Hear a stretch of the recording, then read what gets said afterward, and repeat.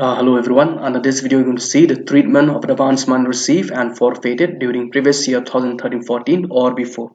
Now let us look at this illustration. It says that Mr. Ghosh sold a house on 1/9/2019 for rupees 15 lakhs. Then this house was inherited by him during 2001-2002 from his father, who had constructed it in 1991-92 for rupees 50,000.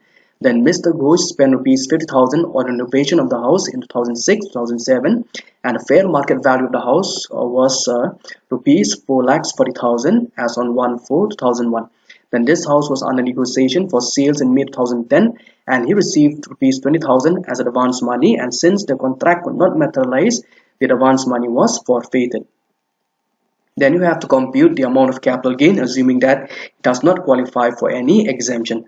So first of all, you have to note it down here is that the house was inherited by Mr. Ghosh from his father. And the second thing is that he has tried to sell the house in May 2010, in which he has received rupees 20,000 as an advance money, which later on he has to forfeit it since the contract would not materialize. So now let us look at the solution.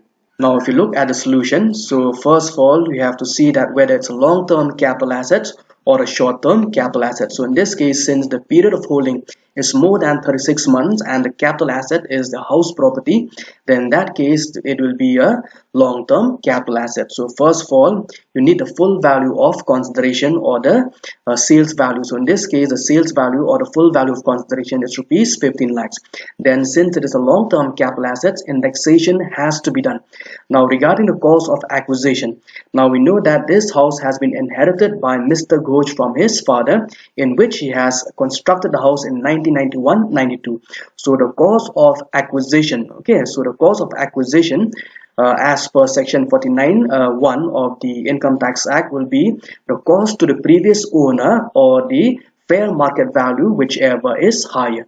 So in this case, the cost to the previous owner is rupees 50,000. That is the cost of constructing the house in 1991-92 by Mr. Ghosh's father is rupees 50,000, and the fair market value as on 1/4/2001 is rupees 4,40,000. So since 4,40,000 is higher, that will be the cost of acquisition.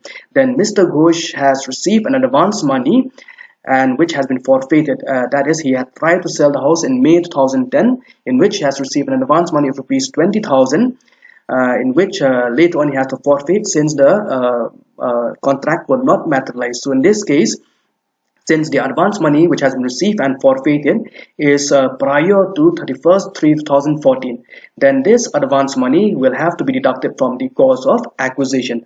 So the cost of acquisition is 4,40,000, and you have to minus the advance money of rupees 20,000 which has been received and forfeited. So the cost of acquisition will be 4,20,000. Then indexation has to be done.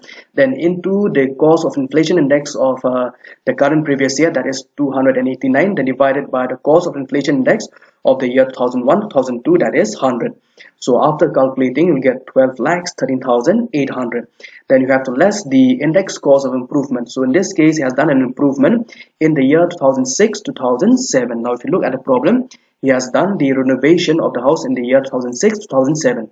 That is at a cost of rupees 50,000. So indexation has to be done for this. Then if indexation has to be done, there will be 50,000 into the cost of inflation index of the current previous year, that is 289, then divided by the cost of inflation index in the year in which improvement has been made, so that is 122. That is the year 2006-2007.